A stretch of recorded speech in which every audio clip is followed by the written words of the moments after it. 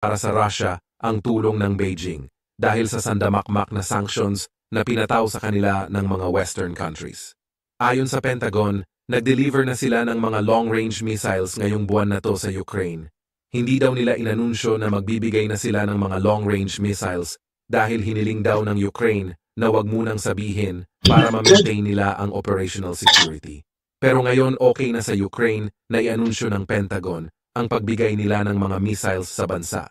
Inaprubahan na ng presidente ng Amerika na si Joe Biden ang bilyon-bilyong dolyar na tulong para sa Ukraine.